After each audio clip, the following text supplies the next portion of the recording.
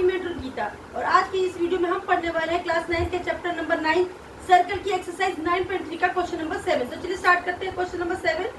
Question number 7 कह रहा है if diagonals of a cyclic coordinator are diameter of this circle through the vertices of the coordinator prove that it is a rectangle. वो क्या बोल रहा है कि आपको कोऑर्डिनेटर दिया है, पर कैसा कोऑर्डिनेटर? Cyclic coordinator. तो सबसे पहले हम क्या बनाते हैं, फिगर बना लेते हैं। मेरा सर्कल हो गया, इसमें कोऑर्डिनेटर दिया है, आपको एक पॉइंट दिया है ए,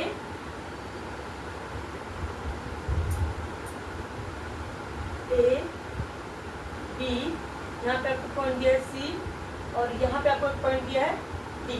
और वो कह रहा है कि एक साइक्लिक कोऑर्डिनेटर है, तो मैं क्या करती हूँ, इनको मिला लेती हूँ। एक ये हो गया मेरा, एक ये,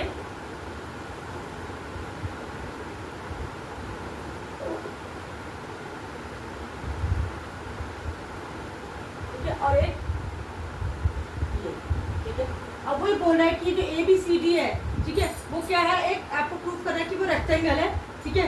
और इसके जो डायगोनल्स हैं, डायगोनल ए सी, ये आपके जो है सेंटर से होकर गुजर रहे, क्या है ये, डायमीटर ऑफ अ सर्कल। वो डायमीटर है किसके, सर्कल के। तो ये आपका जो पॉइंट हो गया वो क्या हो गया, वो पॉइंट हो गया, ठीक है। आपको प्रूफ करना है कि आपका जो ये कोऑर्डिनेटर है वो क्या है, वो एक रेक्टेंगल है। तो चलिए सबसे पहले हम लिख देते हैं, हमें गिवन क्या है, हमें दिया है, हम लिखेंगे given A B C D is a cyclic coordinator, cyclic quadrilateral. दूसरी चीज क्या दी है, इसके जो डायगोनल्स है A B and A C and B D, A C and B D are diameter, diagonals, मैं लिख देती हूँ diagonals, A C and B D are diameter, ये डायमीटर्स हैं। तीसरी चीज आपको क्या दी है, आपको यही तो चीजें दी हुई है। चलिए हमें ये चीज दी है, साइक्लिक उसके डायमीटर है। अब हमें क्या करना है, प्रूफ करना है, हमें करना है प्रूफ। और हमें प्रूफ क्या करना है, हमें प्रूफ करना है कि ए बी सी डी क्या है, एक रेक्टेंगल है। तो हम ये लिख देंगे A B C D is a rectangle, ठीक है। हमें क्या प्रूफ करना है कि ए बी सी डी क्या है, रेक्टेंगल है। चलिए अब हम करेंगे प्रूफ। प्रूफ के लिए हम सबसे पहले क्या करेंगे, मैं एक और फिगर बना लेती हूँ। मैंने ये फिगर बना ली, ठीक है, ये फिगर बना ली। मैं इसमें क्या करती हूँ, ये मैंने पॉइंट लेंगे ए बी सी और ये डी।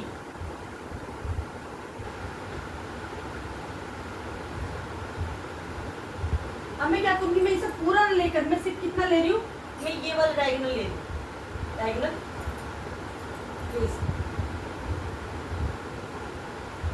और ये मेरा होगा आपका सेंटर ओ, ठीक है। हमने एक थ्योरम पढ़ी थी कि थ्योरम थी angle subtended by the diameter on circle. यानी कि अगर सर्कल पर कोई डायमीटर एंगल्स को क्या कर रहा है, सबटेंड कर रहा है, तो वो जो कितना होंगे, 90 डिग्री के होंगे। तो हम यहाँ लिखेंगे angle subtended by diameter on circle are 90 degree. यानी कि अगर कोई डायमीटर एंगल्स बना रहा है तो वो एंगल कितने डिग्री होंगे, 90 डिग्री के। तो आपका ये जो डी एंगल डी, ये भी 90 डिग्री हो गया, और जो आपका एंगल बी है ये भी क्या हो जाएगा आपका 90 डिग्री। तो हम यहाँ पे क्या लिखेंगे, क्योंकि ए सी क्या है, ए सी इज डायगोनल, ठीक है। और ये क्या है, डायमीटर है, ए सी डायगोनल भी है और डायमीटर भी है, ठीक है। तो हमें डायमीटर,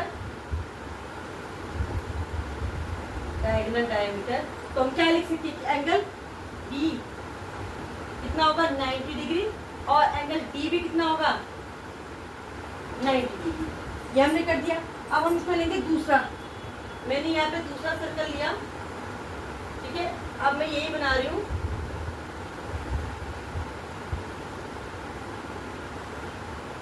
ए बी सी और ये आपका हो गया डी, डी, ठीक है। अब पहले हमने इसमें क्या जो है डायगोनल क्या लिया था, एसी लिया था। अब मैं इसमें क्या डायगोनल ले रही हूँ, बीडी। तो ये वाला एंगल और ये वाला एंगल सेम यही वाली प्रोसेस देखेंगे। तो हम यहाँ पे पूरा ना लिखकर हम क्या लिख देते हैं, सिमिलरली। क्या लिख देंगे, सिमिलरली। हम लिखेंगे यहाँ पर similarly,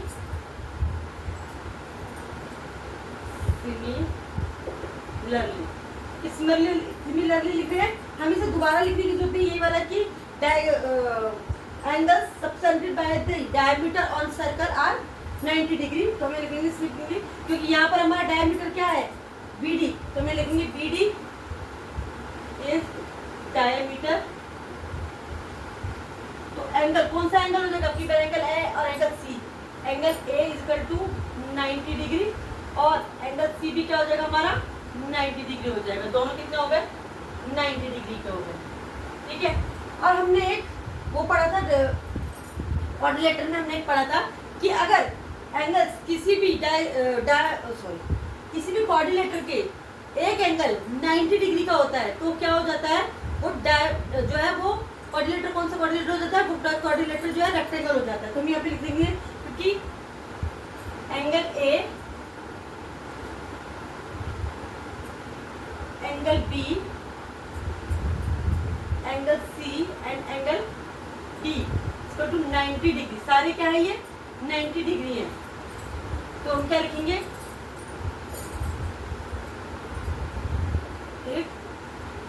one angle of quadrilateral is 90 degree. तो क्वाड्रिलेटर क्या हो जाता है, तो A B C D is a rectangle, यानी कि कोई भी एक एंगल आपका 90 डिग्री हो जाता है तो वो क्वाड्रिलेटर क्या हो जाता है, आपका रेक्टेंगल हो जाता है। और यहाँ तो हमारे चारों ही एंगल क्या है, 90 डिग्री के। Angle A B, angle B, angle C और एंगल डी, चारों एंगल कितने हैं, 90 डिग्री के। तो हमने जो जवाब पढ़ती कि if one angle of quadrilateral is 90 degree तो ए बी सी डी क्या हो जाएगा, एक रेक्टेंगल हो जाएगा। यही हमें प्रूफ करना था कि ए बी सी डी क्या है, एक रेक्टेंगल, और वही हमने प्रूफ कर दिया है। तो चलिए इसी के साथ ये वाला क्वेश्चन हमारा कंप्लीट होता है। अब हम करेंगे इसका नेक्स्ट क्वेश्चन, और आप फटाफट से इस क्वेश्चन को स्क्रीनशॉट ले लीजिए या फिर इसको कॉपी में उतार लीजिए। तब तक के लिए तो मैं दूसरा क्वेश्चन प्रिपेयर करती हूँ। हम करते हैं क्वेश्चन नंबर 8। क्वेश्चन नंबर 8 में कह रहा है if the non parallel sides of a trapezium are equal prove that it is cyclic quadrilateral. तो चलिए सबसे पहले हम ट्रेपेजियम बना लेते हैं। ये ट्रेपेजियम है हमारा,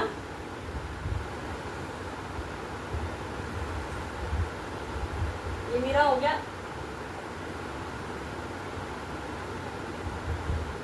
ए बी सी और ये मेरा हो गया डी, ठीक है। ये आपको एक ट्रेपेजियम दिया है। अब वो बोल रहा है कि पैरेलल साइड्स कौन सी होती है, ये जो अपोजिट साइड्स होती है हमारी क्या होती है, पैरेलल होती है। और ये नॉन पैरेलल साइड्स, ये इसमें क्या बोला है कि जो नॉन पैरेलल साइड्स है वो क्या है, इक्वल है। यानी कि ये वाली जो साइड है वो किसके इक्वल है, ये वाली साइड के इक्वल है। तो चलिए सबसे पहले हम लिख लेते हैं गिवन क्या है। हमें गिवन है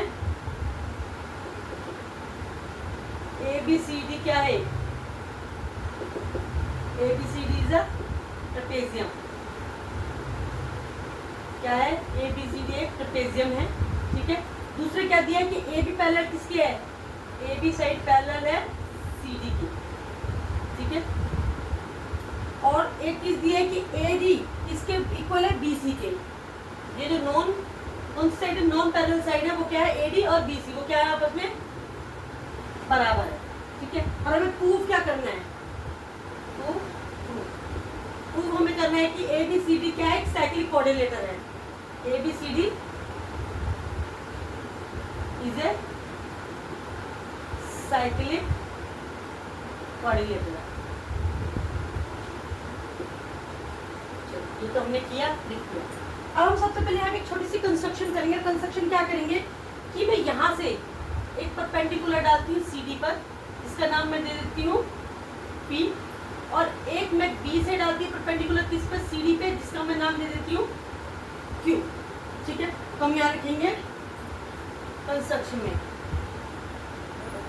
कंस्ट्रक्शन में मैंने क्या लिखा है, मैंने क्या कंस्ट्रक्शन किया है कि मैंने एक एपी परपेंडिकुलर बनाया है किस पर, सीडी पर, तो यहाँ लिखेंगे AP perpendicular to CD.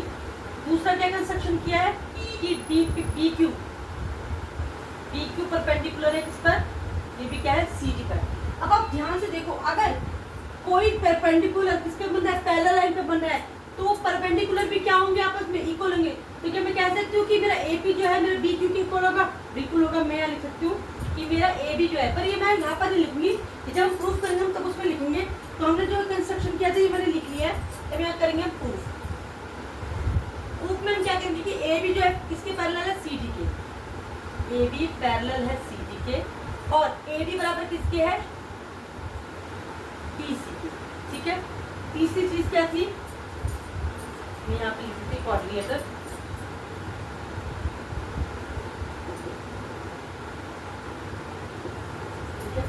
AD बराबर बीसी के। अब हमने क्या किया था, मैंने डाला था एपी परपेंडिकुलर किस पर, सीडी पर।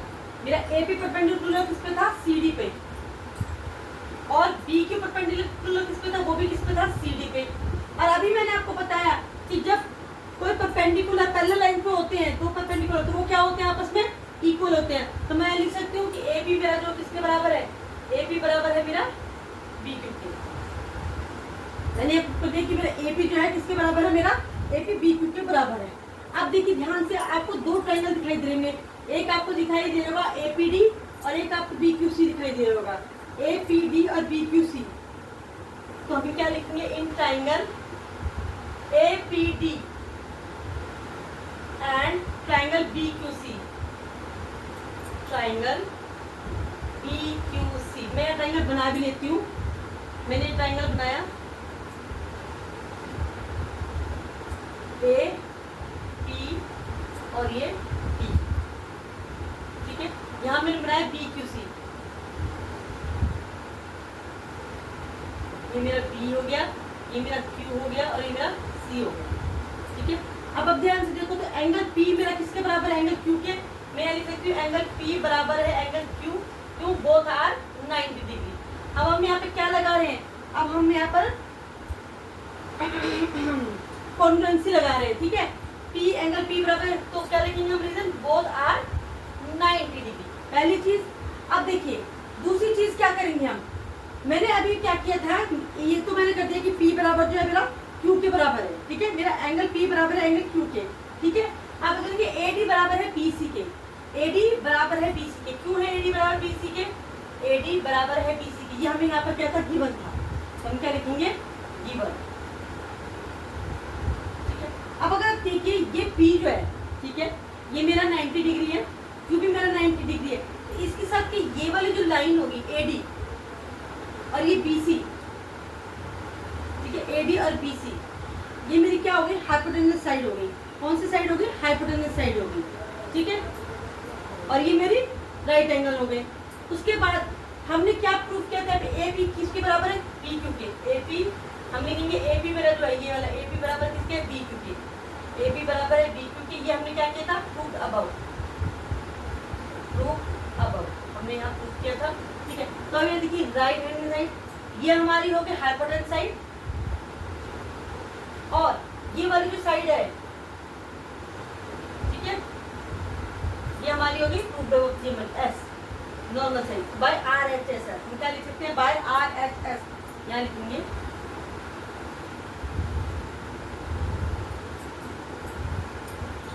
by RHS criteria, by RHS criteria हमने क्या प्रूफ कर दिया कि हमारा ट्रायंगल APD ट्रायंगल BQC की क्या है, कॉन्ग्रुएंट है। ट्रायंगल APD कॉन्ग्रुएंट है ट्रायंगल BQC के, ट्रायंगल BQC के कॉन्ग्रुएंट है, ये हमने प्रूफ कर दिया। अब हम क्या लगाएंगे, by CPCT, by CPCT। By CPCT से हम क्या करेंगे, मैं इस एंगल में देखूंगी, यहाँ से मैं लूंगी एंगल D और यहाँ से मैं लूंगी एंगल C। तो क्या मैं लिख सकती हूँ, एंगल D बराबर है मेरे एंगल C के, एंगल D मेरा किसके बराबर है, एंगल C के बराबर है। एंगल मेरा ये वाला D, ये वाला एंगल D किसके बराबर है, मेरा एंगल C के बराबर है। हमने प्रूफ कर दिया। अब देखिए एंगल D बराबर है किसके, एंगल C के बराबर है, ये मैंने प्रूफ कर दिया।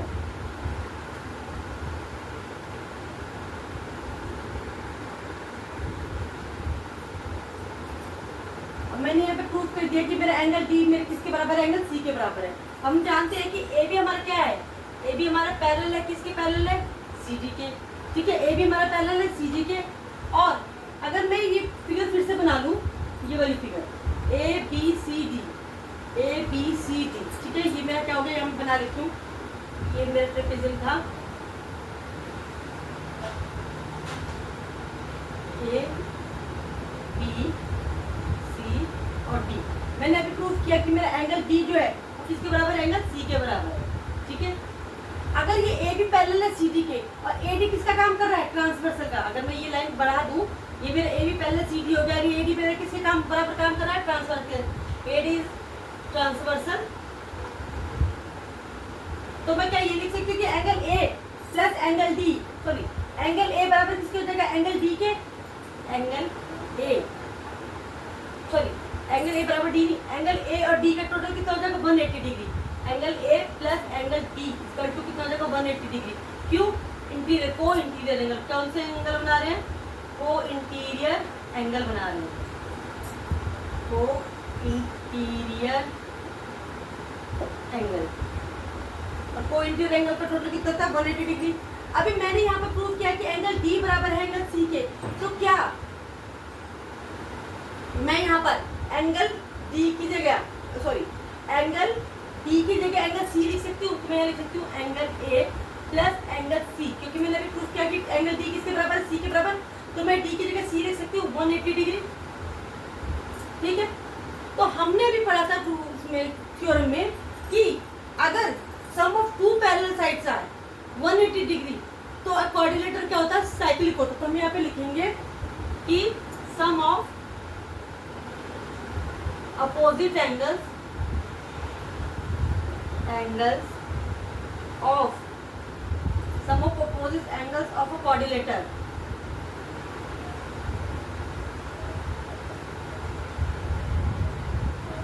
180 डिग्री, तो वो आपका वो क्या हो जाता है, क्वाड्रिलेटरल साइक्लिक हो जाता है। तो हम ये लिख सकते हैं कि A B C D is a cyclic quadrilateral. तो हम ये लिख सकते हैं कि ए बी सी डी, मैं इसको यहाँ मिटा देती हूँ, मैं यहाँ लिख सकती हूँ so that A B C D is a cyclic quadrilateral।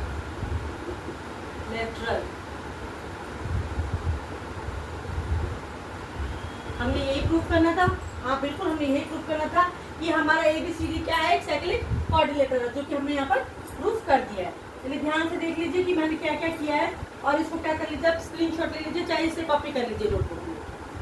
इसी के साथ मेरा ये वाला क्वेश्चन भी कंप्लीट होता है। नेक्स्ट वीडियो में मैं मिलूंगी आपको नेक्स्ट क्वेश्चन के साथ। तब तक के लिए अगर आपको मेरी वीडियो अच्छी लगती है तो इसे लाइक करें, शेयर करें, सब्सक्राइब करना तो बिल्कुल भी ना भूलें। Bye bye.